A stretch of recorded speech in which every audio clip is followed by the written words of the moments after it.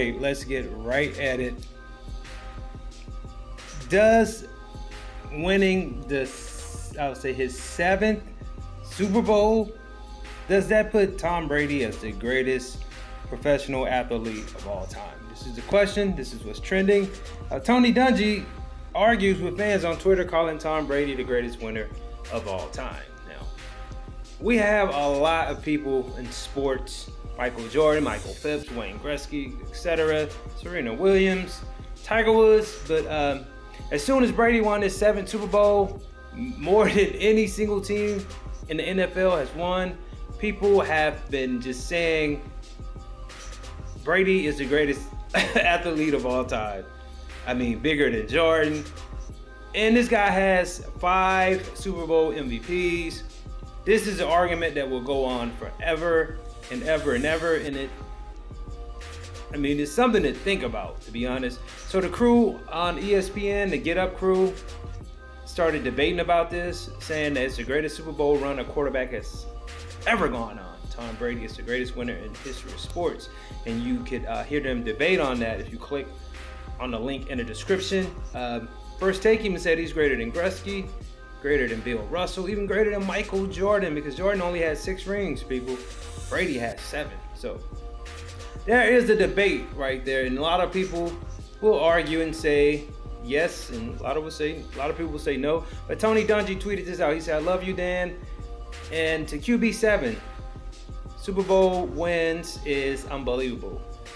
It would never be duplicated, but greatest winner of all time, stop Bill Russell. 11 world championships in 13 years, and win or go home games, 2 NCAA tournaments, 1956 Olympics, and 10 NBA Game 7s undefeated. No one has done that." So Dungy's argument is certainly valid, but of course other people will argue with him. We had a Twitter user say that basketball pre-1976 was hardly the sport it is today. Around 14 teams involved, plus Bill won the finals MVP 5 times out of the 11 times he got there. Plus, it was all won at one team. The games were still best out of 7. So, not sure about the win to go home point.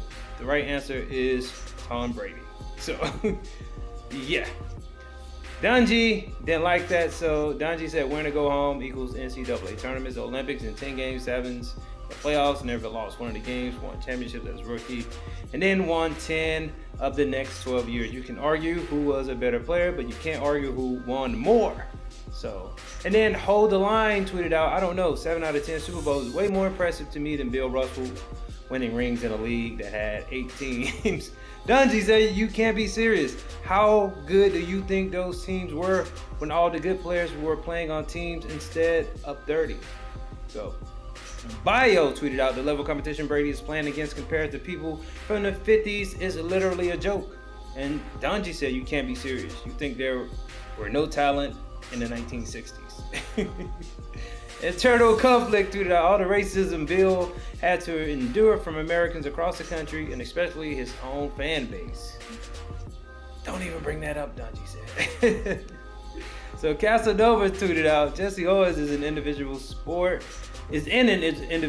and home runs don't directly correlate to winning championships. Russell played against 8 teams.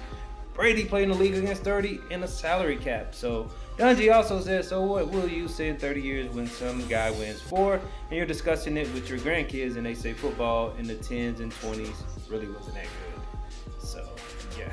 Maximus said, "Every story is different and they are all saying Serena is the best of all time and point out her winning while pregnant. Bill didn't win 11 rings by himself either. So when you grade greats, we do so on more than rings. Marino, Iverson, they almost was Peyton also, but he managed to." So Dungy said, "Who is best is subject, but who is the greatest winner is fact. Michael Phelps gold medals, Bill Russell championships. You can't say people won more than that.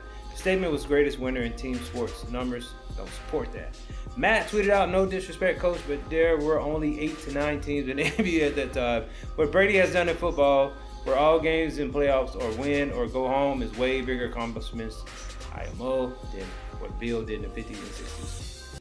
Dungy kind of got a little heated, saying, "You really think that's the case?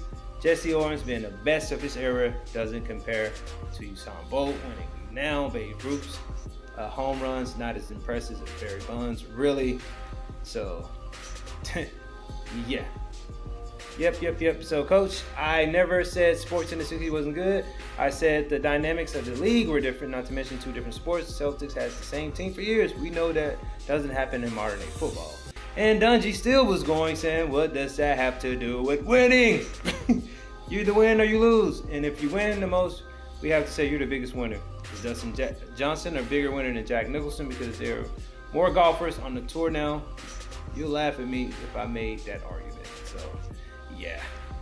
Dan tweeted out, Coach, I'm young, LOL. Dungy said, you young people think there wasn't any sports played before 2001. So this will go on to be a great debate, people.